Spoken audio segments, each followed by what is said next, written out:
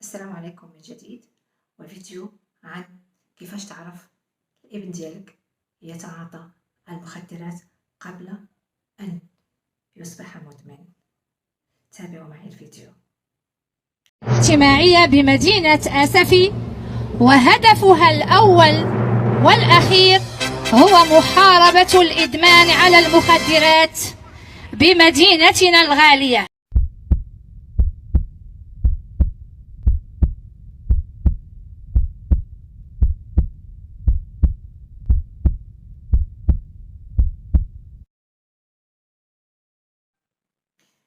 إذن نبدأ بالحاجة الأولى، وهي أنك تراقب ولدك واش كاين تغييرات في العادات ديالو ولا لا. مثلا انت مولف الولد ديالك تيكون معاك في خرجات عائليه، اولا كيجيوكم زوار في البيت، كيكون جالس معاكم، تيتقاسم معاكم هذوك الاوقات الزوينه، تيكون معاكم. الا شفتي شي تغيير وشفتي انه منعزل وكيحاول انه يخرج اولا يكون في الغرفه بوحدو، عرف بانه راه كاينه شي حاجه تما. راقب مزيان، تشك. غير انت ما تمشيش لعندو تقول له اش يا ولدي انت شنو كدير وعلاش ولاش لا. راقب من بعيد وشوف هذاك التغيير اشنو راه، واش طبيعته بحال هكذاك فقط ام لا راه هو فعلا بدا يتعاطى اما سجاير او مخدرات. اوكي، اذا مني غادي نشوفوا هذا الوليد بدا بهاد العلامات هادو، كيدخل كيجي عيان، بعض الاحيان كيجي عيان لانه عنده فقر دم. اذا ما غنظلموش وليداتنا ونقولوا هذا الوليد اللي هو جا عيان راه كيتعاطى الادمان، لا. الا شفتو عيان ديه للطبيب. الا بان انه عنده فقر الدم او لا عنده، الا بان انه عنده فقر الدم عفوا، او لا عنده اي مشكله صحيه، راه اكيد اننا غنعالجها عن طريق الادويه. اوكي، الا هاد الوليد ديما عيان نتبعو، نعرف علاش هاد العيا، ربما لانه كيسهر بالليل. هاد السهر بالليل اش وراه؟ واش ولدي كيسهر بالليل على قبل عنده دروس، ولا كيسهر بالليل على قبل مقابل مثلا افلام اباحيه؟ وهذه راه حتى هي خطيره، وحتى هي تيكون فيها ادمان. او راه هو مقابل الالعاب، هادوك الجيمز اللي هما ولاو كتار بزاف، راه كيأثروا على الدماغ ديال وليداتنا. ما نبقاوش نكذبوا ونقولوا لا راه هما راه يقدروا يجددوا خلايا المخ، يقدروا يعاونوا على اللغه، يقدروا. متفقه معك، واخا ناخذوا هاد الايجابيه تاع الالعاب، ولكن واش هاد الالعاب غادي ينفعوا الصحه ملي غيكون ولدك بالليل طافي الضو وشاد هذيك الاشعه ديال التليفون وتا 4 الصباح ل 5 وانت ما جايبلوش الخبار، والصباح خاصو يمشي للمدرسه، وكيقدر يمشي للمدرسه ولكن جالس بلا ما يتابع شي حاجه لانه غائب فيه النعاس. وراه هادشي يلاحظ في المدارس كلها ديال المغرب، ان الوليدات ولاو كيجيو ما شابعينش النعاس بسبب الادمان على الهاتف. اذا هذا راه نوع من الادمان حتى هو، وحتى هو ادمان خطير. نزيدو نتكلموا على نقطه ديال العينين. الا شفتي ولدك بعض الاحيان عينيه كيحماروا وهذاك البؤبؤ بحال كيوسع، كيكون واسع، حاول انك تابع السبب. الا كان مساله عضويه راك غتتبع وليدك، غتعملوا تديه عند اوبتيسيان اولا عند الطبيب وتشوف واش محتاج نظارات ولا لا. ما كانش راه كاين شي مشكل. عاود ما فيها باس ملي يكون داخل وليدك نعنقو ونشوف هاد الوليد هذا الريحه ديالو واش كاينه شي ريحه غريبه. في بعض الاحيان الولد كتشم فيه ريحه السجائر اولا ريحه ديال مخدرات. ملي كتسولو اش هاد الريحه فيك في حوايجك، الجواب راه كنت واقف مع شي دراري وكيكمي وكيوصلوني الريحه.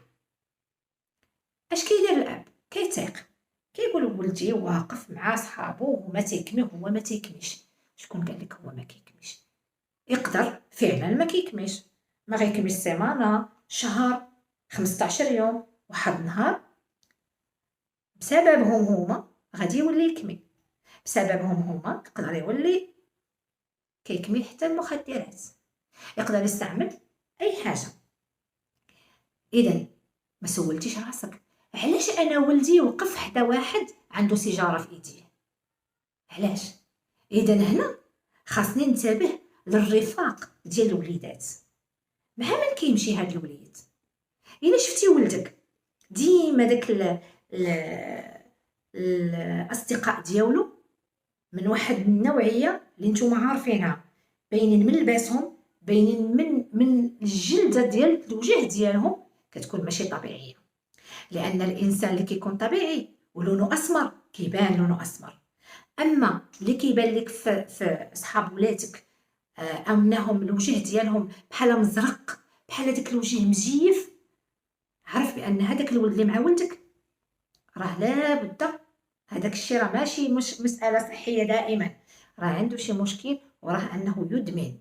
الحاله ديال هذوك الوليدات اللي كيتمشاو مع ولدك خاصك تتابع وتشوف واش انهم الكلام ديالهم عادي، طريقه ديال التعبير ديالهم، تعبيرات الجسد ديالهم، وهما داخلين عندك الدار اللي كان كيجيبهم اولا جالسين في الباب اولا معاهم خارج، تبع وشوف. لابد ما غادي تكون واحد المؤشرات اللي غادي تخليك تعرف حقيقه الامر.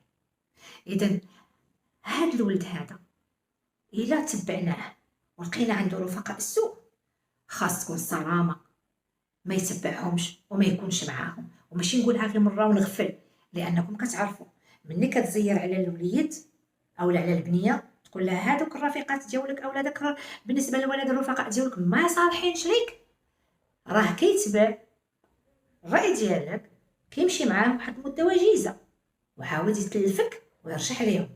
انت ما خصكش تمل ايها الاب، ما تملش. كيف ما كاين الاباء اللي تبارك الله عليهم ما مالينش في القهوه كيبقاو جالسين، الا كان نهار فيه كنعيشوا فيه نقولوا 16 ساعه و8 كنكونوا ناعسينها، هذيك 16 ساعه يمكن كيقطعوا غير ساعتين كيكونوا داخلين في الدار، 14 ساعه في القهوه.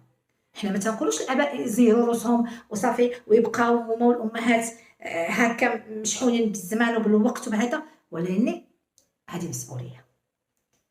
الا جيتي تعطي لراسك الحق بزاف ايها الاب وتبقى جالس في القهوه مده طويله وما عالم حتى شي حاجه على وليداتك، سير غير عطيتيه الفلوس، تدوز له السوايع، كتشوفو مني مرض، ماشي كافي. لانك انت في القهوه والام ربما متبعه تلفازه اولا متبعه يوتيوب. ايوا شكون هذا يكون هو المسؤول على التربيه ديال داك الوليد؟ باش غنعرفوه دخل اش لابس، زادوا عليه شي حوايج، نقصوا عليه شي حوايج، واش هذوك الحوايج كيبيعهم، لانهم كاينين الوليدات دابا اللي كيبيعوا حويجاتهم باقل ثمن، وربما يقول لك عطاتها صاحبي، هو راه ما عطاش لصاحبه، هو راه باعها لانه محتاج الجرعه. هذاك الوليد اللي كيكون حاضر راسو في الدار وهذا العمق ديالو ديما هابط، ويقول لك واش كتقول له واش تبعتي معايا الهضره، راه كنهضر معاك، كيقول لك لا متبع معاك، سمعتك. هو راه ما سمعكش، هو راه كيفكر كيفاش غيقول واش من كذبه غيكذب عليك، لانهم كيولوا محترفين في الكذب.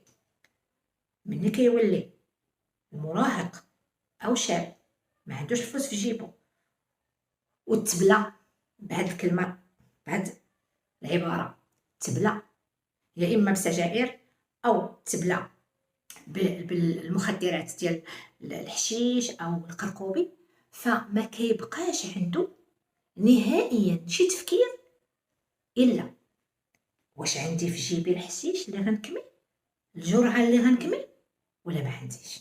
الا كانت عنده كتلقاه ناشط في الدار ضاحك ما عندوش مشكل. اون فوا تقادا كيولي دماغه فيه اش غنقول لبابا، اش غنقول لماما، ومني ما يلقاها لا عند باباه لا عند ماماه الفلوس كيبدا يقلب، لا عنده شي خوت في الدار يتسلف من عند هذا يتسلف، هاد الفلوس تاع عطيني والاب يعطي والام تعطي وما عارفينش علاش، راه كتكون السبب عطيني، هي بغيت نمشي نشري المخدرات. مني كتنوضوا نتوما ياك ايها الاب وايتها الام ما كتبقاوش تعطيوه لاي سبب كان، ربما كثر عليكم، ربما نتوما في ديك الوضعيه ما عندكمش فلوس، كيولي كيخدم شويه العنف، كيولي كيغوت، بحال راه نتوما مفروض عليكم تعطيوه باش يمشي يشري. هنا كينقسموا الاباء، كاين الاباء اللي ما كيعطيوش وكيبقاو تابسين في كلامهم، كيولي الدري يسرق. كاين الاباء اللي كيوفروا ليه كيمشي يشري الجرعه، واحد النهار الا ما عطاوش غيسرق. اذا ما عطيتيش غيسرق او يعنفك. وهذا الشيء راه ما غنجيبوش انا من راسي، راكم كتشوفوا تبارك الله الجرائم اللي كاينه. شحال من واحد كيكون ضحيه تعنيف من طرف الابن ديالو بسبب المخدرات، وشحال من اغتصابات حصلات وتكملوا عليها الافواه وما هضروش العائلات عليها بسبب ان هذاك الشاب مدمن وسم جاي مقرقر. نكونوا واضحين، هادشي اللي كاين، وما بقى فرق ما بين اختو ما بين امو، ما بقاش فرق لانه مرفوع ما عرفش شنو كيدير. اذا حنا فين غاديين بهادشي؟ تابعوا وليداتكم، راه بزاف العلامات كيبانوا على التلميذ الا كان كيقرا والواجبات ديالو ما بقاوش يديرهم في الدار، وكثرت عليه الشكايات من المدرسه، وكثر فيه الغياب والنتائج كتنزل، راه كيكون السبب المخدرات، خصوصا الا كان عنده واحد المعدل وبدا المعدل كيهبط. نمشي نعرف علاش المعدل هبط. الا كان هبط من ان البروغرام عليه قاصح كيبان، وإلا كان هبط من ان راه هذا الولد ولا كيتعاطى شي حاجه، راه ما يقدروش يجيو الصباح يقراو. وحتى لا كنت انت من داك الاب، من داك النوع الاباء اللي كيهزوا وليداتهم في الطوموبيل يحطهم قدام الباب، راهم يدخلوا للمدرسه ولكن راه بحال شي جسد فارغ ما فيش الدماغ. راه ماشي ساهله باش الولد يكون يدمن وبغيتي يمشي يدير تحصيل دراسي وغيفهم وغيكون منه تبارك الله شي حاجه في المستقبل. ما نبقاوش نكذبوا على رؤوسنا. اذا الدور ديالنا كاباء هي ان نراقبوا وليداتنا. هذا رجاء مني لاي اب وام كيسمعوا هذا الفيديو. اذا حاولت انني نتكلم باختصار على بعض العلامات اللي تمكن تساعدك باش تعرف بان الابن ديالك يتعاطى شيء، يا اما سجائر يا اما مخدرات بجميع الانواع ديالها. ولكن كل ما تبعتيه كل ما غتنقدو، بهذه العباره غتنقدو، لان هذيك الحفره ديال الادمان الا حط فيها رجلو الشاب صعيب باش يخرج منها. ولو ان بعض الاباء داو وليداتهم لمراكز الادمان كيتعالجوا وهما داخل المركز، ملي كيخرج كتوقع له الانتكاسه، والانتكاسه تكون اصعب. شكرا لمتابعتكم لي، واتمنى اللقاء معكم في فيديو لاحق. ما تنساوش تدعموا القناه بلايك واشتراك وتركوا تعليق. الا كنت شي حاجه قلتها غلطه صحوها لي ونتبادلوا الاراء. الهدف ديالنا هو وليداتنا اللي في المدارس وشبابنا يكون شباب يتمتع بالصحه، وهذا حق من حقوق الانسان. استودعكم.